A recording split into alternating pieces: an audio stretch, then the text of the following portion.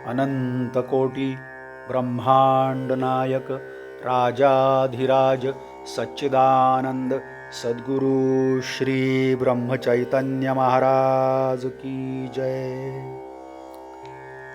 श्रीराम समर्थ। 7 मे। देहबुद्धीचा त्याग करावा। मानाला कारण अभिमान होय। मी मोठा असे मनाने घेतले म्हणजे मानाची गरज लागते। हा अभिमानच भगवंताच्या आणि आपल्यामध्ये आड येतो। हा अभिमान घालवायला गुरु आज्ञेत राहणे, त्यांना शरण जाणे आणि त्यांनी सांगितलेली साधने करणे हे उपाय आहेत। पण ही साधने निरभिमानाने झाली पाहिजेत। हा अभिमान फार सूक्ष्म असतो। मी गुरु आज्ञेत राहतो, त्यांनी सांगितलेली साधने करतो, आता माझा अभिमान गेला, हे म्हणणे सुद्धा अभिमानाचेच बोलणे होय। खरे पाहता अभिमान बाळगण्यासारखे आपल्याजवळ आहे तरी काय? शक्ती की पैसा की कीर्ती? जगात आपल्यापेक्षा कितीतरी लोक मोठे आहेत, पण मौज अशी की भिक्षा मागणाऱ्याला सुद्धा मोठा अभिमान असतो। मी अमक्याच्या इथे भिक्षेला गेलो होतो, त्याने मला हट म्हटले, तेव्हापासून त्याचा उंबरठा नाही चढलो मी, असे तो म्हणतो।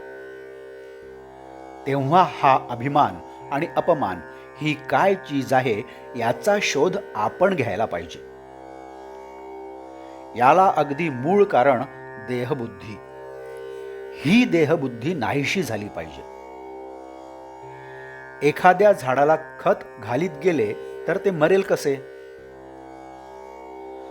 मला लोकांनी बरे म्हणावे, मान द्यावा, शिव्या दिल्या तर वाईट वाटते, हे देहबुद्धीला खत घालण्यासारखे आहे। चांगले वाईट, मान अपमान सर्व देवाला अर्पण करावे। वस्तुतः कर्तेपणच त्याच्याकडे सोपवावे, म्हणजे त्या कृत्याचे परिणाम मनावर होऊ देऊ नयेत। व्यवहारात थोडा अभिमान लागतोच, पण तो केवळ कारणापुरता असावा।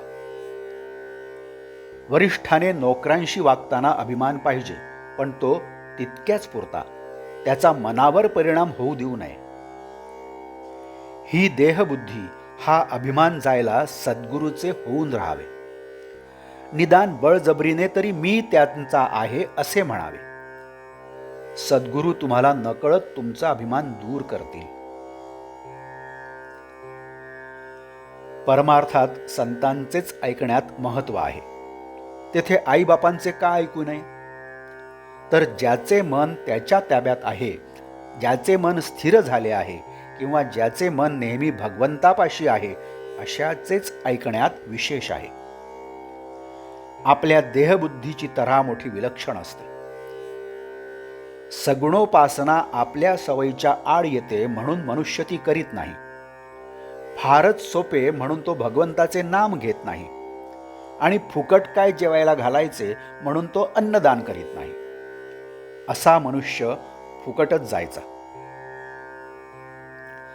देहबुद्धीला ताळ्यावर आणण्यासाठी संतांच्या ग्रंथांच्या वाचनाची गरज आहे।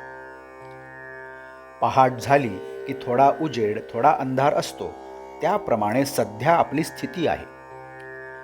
देहबुद्धीच्या अंधारात भगवंताच्या स्मरणाचा किंचित उजेड आहे। हा देहबुद्धीचा अंधकार जाऊन पूर्ण प्रकाश दिसायला भगवंताच्या अनुसंधानासारखा दुसरा कोणता उपाय असणार? आजचे बोधवाक्य। मीपणाची आणि अभिमानाची पूर्णाहुती देणे हाच खरा यज्ञ होय। जानकी जीवन स्मरण जय जय राम। नमस्कार।